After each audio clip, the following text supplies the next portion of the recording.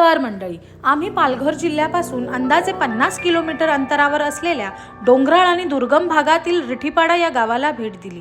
या भागातील परिस्थिती अभ्यासताना असे दिसून आले की येथील महिला आणि किशोरी मुली अजूनही मासिक पाळीच्या काळात कापडाचा वापर करत आहेत। काहींना सॅनिटरी पॅड सारख्या पर्यायांविषयी कोणतीही माहिती नाही।